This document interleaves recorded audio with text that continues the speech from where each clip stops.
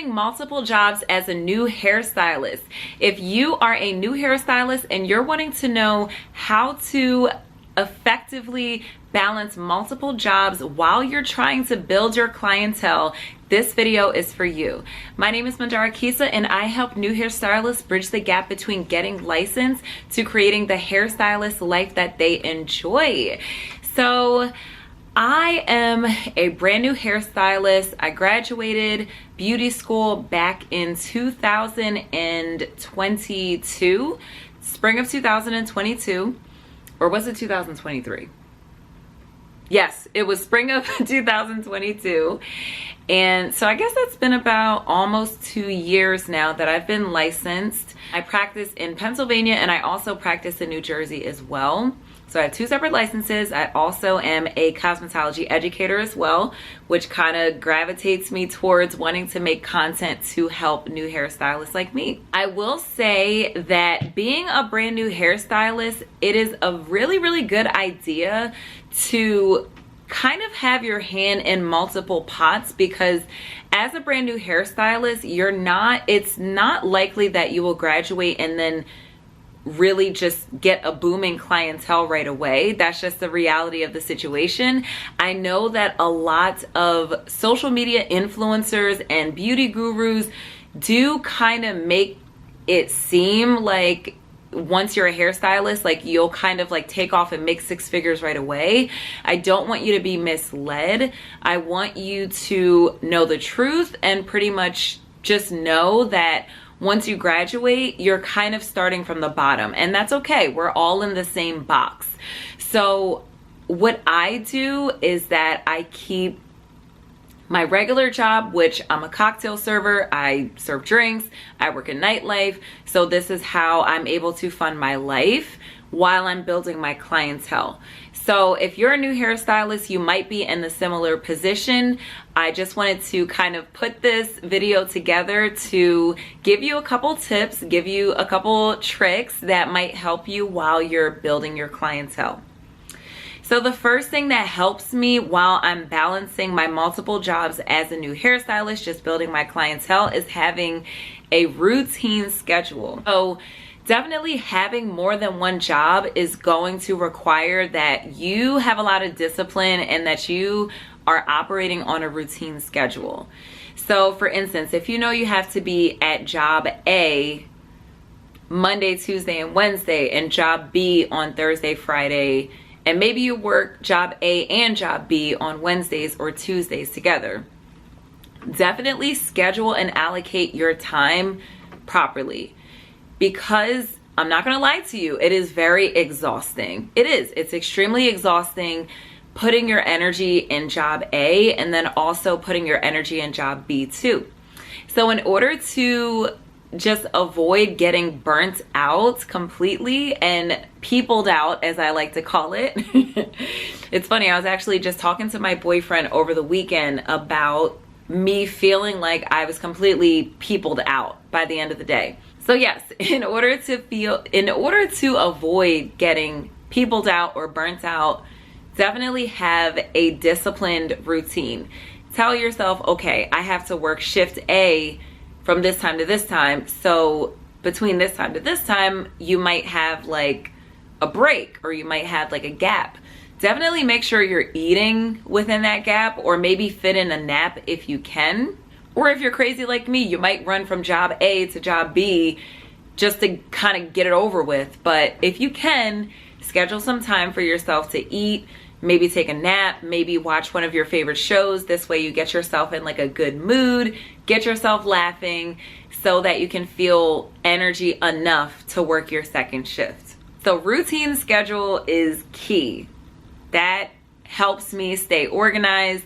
It helps me have my 2 jobs plus my online business plus YouTube and everything else. So just get yourself on a routine schedule. Next thing is giving yourself rest. So this is actually something that is really, really hard for me, because I'm definitely that type of person that likes to do several things and gets very bored easily. So if you can identify with this personality trait, you know the struggles that come with trying to force yourself to rest. But I will say that if you do not give yourself enough rest, your body will make you rest. And what does that mean? Quite literally, this means that if you don't give yourself rest, over time, your body will start to lose steam, which means that you might actually get sick. And this actually happened to me when I first started working at the salon, because I was working at my serving job. I think I was picking up hours at my serving job. I'm moving closer because like the lighting is starting to it's starting to look a little creepy on camera. Basically, long story short, I was working too many hours in between both jobs, and I was starting to get burnt out, and also it just was too much. Like I was just like pulling myself in too many different directions. So if this sounds like you, if you're resonating with this, definitely schedule at least one day off. Some people say they don't need days off and they like to just go, go, go, go, go. I am that go, go, go, go, go type of person, and even I need scheduled days off. There's no shame in it. You know, you're not a robot. You're not a machine. Your body was not made to do physical labor all day, every day, 7 days a week. You need at least one day off. And as I'm telling you this, I'm telling myself this.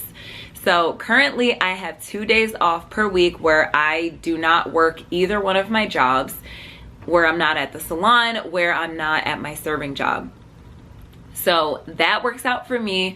You just gotta figure out what's good with your schedule, what's good with your lifestyle, figuring out like if you have kids, if you are in a relationship, if you're married, whatever works with your budget, whatever you're able to do. Definitely give yourself rest. If you can't give yourself a full day off, definitely schedule maybe an entire afternoon where you can take a nap and get yourself back with where your energy levels are high again. So the next point kind of goes along with the last point, which is taking days off.